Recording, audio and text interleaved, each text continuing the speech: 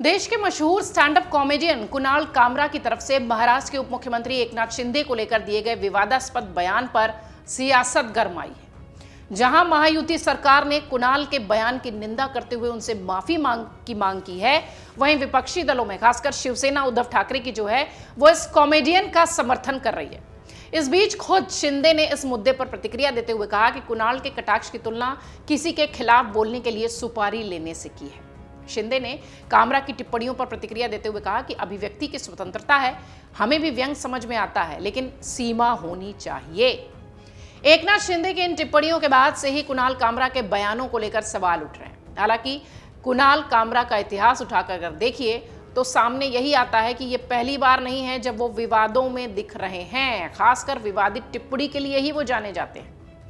आखिर कुणाल कामरा ने इससे पहले कब कब विवादास्पद बयान दिया था जिसको लेकर वो चर्चा में रहे, और इस बार उन्होंने ऐसा क्या कहा है जिसको लेकर कि इतना बवाल हो रहा है, और एकनाथ शिंदे के अलावा कामरा ने और किन किन नेताओं पर निशाना साधा, ये सब आपको बताते हैं। कुणाल कामरा इस वक्त देश में चर्चित नाम है, विवादों से इनका पुराना नाता रहा है। इससे पहले मई 2020 में सुप्रीम कोर्ट में कुणाल कामरा के खिलाफ एक याचिका दायर हुई थी जिसमें उन पर अपने शो बी लाइक के दौरान सुप्रीम कोर्ट को ब्राह्मण बनिया का मामला बताने का आरोप लगा था। तब अटॉर्नी जनरल के वेणुगोपाल थे। उन्होंने न्यायपालिका और जजों को सोशल मीडिया पोस्ट के जरिए कथित तौर पर घेरने के लिए कामरा पर अवमानना की कार्रवाई की मंजूरी दी थी। जनवरी 2020 में कुणाल कामरा का एक वीडियो वायरल हुआ जिसमें उन्हें मुंबई से लखनऊ जा रही एक फ्लाइट में सहयात्री पत्रकार अर्नब गोस्वामी को घेरते हुए, उनके साथ बदसलूकी करते हुए, उनकी सीट पर जाकर उनसे बहस करते हुए देखा गया। हालांकि इस पूरे वीडियो में आप देखेंगे अर्नब गोस्वामी ने एक भी जवाब नहीं दिया। इस घटना के बाद कुणाल कामरा पर दुर्व्यवहार के लिए इंडिगो, एयर इंडिया, गोएयर और स्पाइसजेट जैसी कंपनियों ने 6 महीने का प्रतिबंध लगा दिया। इस पूरे घटनाक्रम को लेकर कुणाल कामरा ने खुद एक वीडियो ट्विटर पर भी पोस्ट किया। इस दौरान उन्होंने अर्नब को लेकर एक वक्तव्य भी दिया और पत्रकार को डरपोक बताया था। जैसा कि हमने शुरुआत में कहा कि एक भी ऐसा मामला नहीं है जहां वो विवादों में ना घिरे हो। जबरदस्ती विवादों में रहने के लिए शायद इस तरीके की चीजें करते हैं।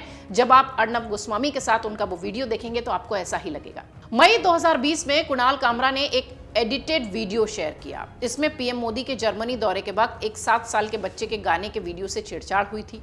इसके बाद राष्ट्रीय बाल अधिकार संरक्षण आयोग ने कॉमेडियन के खिलाफ कार्रवाई की मांग करते हुए तुरंत वीडियो हटाने के लिए कहा। हालांकि कुणाल कामरा ने अपने जवाब में ये कहा कि ये वीडियो सार्वजनिक तौर पर उपलब्ध है। अपने पोस्ट में उन्होंने कहा कि एनसीपीआर ने उन पर एक मीम पोस्ट करने के लिए कार्रवाई की मांग की है।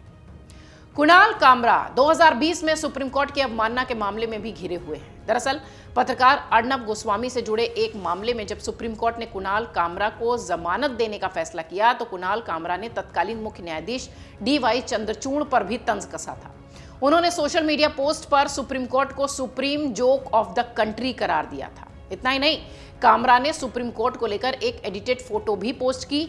इसके साथ ही CJI चंद्रचूड़ के खिलाफ टिप्पणी भी की। इस मुद्दे पर सुप्रीम कोर्ट ने दिसंबर 2020 को कामरा को कारण बताओ नोटिस भी भेजा था। कॉमेडियन को कोर्ट की अवमानना के मामले में अपनी हरकतों पर स्पष्टीकरण देने को कहा गया था। हालांकि कामरा ने साफ कर दिया कि वो अपने बयानों के लिए माफी नहीं मांगेंगे। अपने आधिकारिक बयान में उन्होंने अभिव्यक्ति की आजादी का हवाला देते हुए बयान वापस लेने से इनकार कर दिया। अभिव्यक्ति की आजादी, ये वो शब्द है जिसको लेकर किसी भी तरह की सीमाएं इन दिनों पार की जा रही। कुणाल कामरा की बात करें तो 2021 में कोरोना वायरस महामारी के संकट से निपटने के तरीकों को लेकर प्रधानमंत्री नरेंद्र मोदी की उन्होंने आलोचना की थी।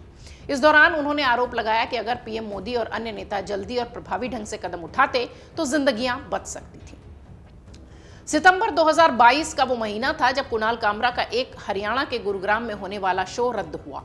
कुणाल पर हिंदू देवी देवताओं पर अपमानजनक टिप्पणी करने का आरोप लगा। वीएचपी ने इसे लेकर गुरुग्राम के उपायुक्त को चिट्ठी लिखी। इतना ही नहीं, वीएचपी ने कामरा को एक कानूनी नोटिस भी भेजा, माफी की मांग की। इसके बाद कामरा ने वीएचपी को एक खुला खत लिखा। उन्होंने संगठन को चुनौती दी कि वो महात्मा गांधी के हत्यारे नाथूराम गोडसे की निंदा करें और साबित करें कि वो आतंकवाद विरोधी और हिंदू समर्थक हैं। इतना ही नहीं, कुणाल कामरा ने कहा कि संगठन साबित करे कि उन्हें हिंदू धर्म का अपमान उन्होंने किया है या नहीं, उन पर जो आरोप लगे। कुणाल कामरा लगातार खुद ही आ बैल मुझे मार वाली स्थिति में नजर आते हैं, या यूं कहें कि कुछ लोग विवाद करके सुर्खियों में रहना चाहते हैं। शायद ये वही शख्स है। कुणाल कामरा ने ओला इलेक्ट्रिक के सीईओ भाविश अग्रवाल से भी खूब टक्कर ली। कामरा ने ओला इलेक्ट्रिक स्कूटी के ग्राहकों की शिकायत नहीं सुलझाने के लिए भाविश को आड़े हाथों लिया और उन्हें जल्द से जल्द समस्याओं का निदान करने और ग्राहकों से पैसे लौटाने की बात कही। ये बहस तब और बढ़ गई जब भाविश अग्रवाल ने कामरा को ग्राहकों की समस्याओं को सुलझाने में मदद करने या फिर चुप रहने के लिए कहा। यह विवाद यहां नहीं रुका। भाविश ने कामरा को अपनी कंपनी में नौकरी भी ऑफर कर दी।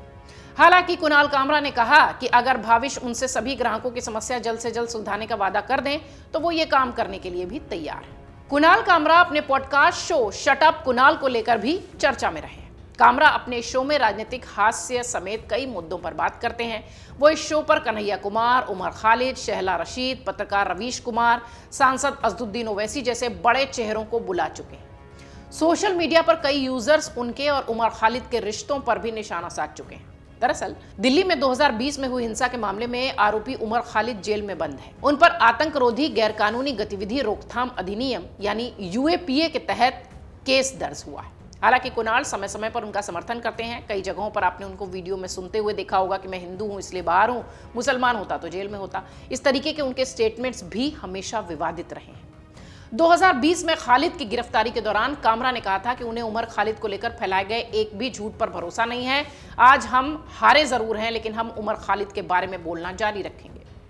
इस साल जब उमर खालिद को दिल्ली की एक अदालत ने अंतरिम जमानत दी तब कुणाल कामरा उनसे मिलने पहुंचे थे। इस दौरान कॉमेडियन ने अपने पोस्ट में लिखा, दिल को समय जैसी किसी अवधारणा का अंदाजा नहीं है। उनके इस पोस्ट पर भी सैकड़ों यूजर्स ने कमेंट्स किए।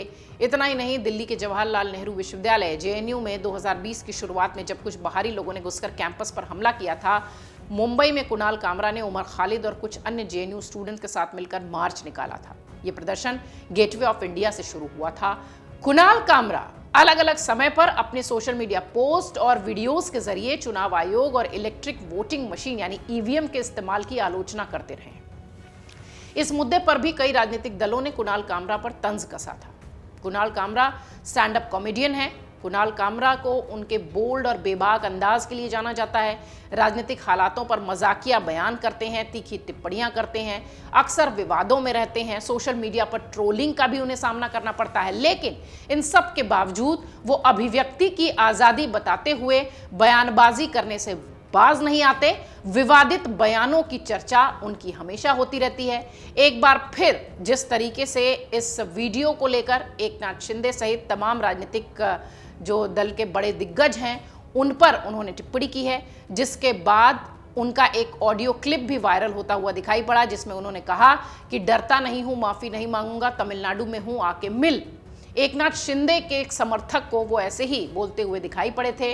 विवादित बयानों से कुणाल कामरा का पुराना नाता है।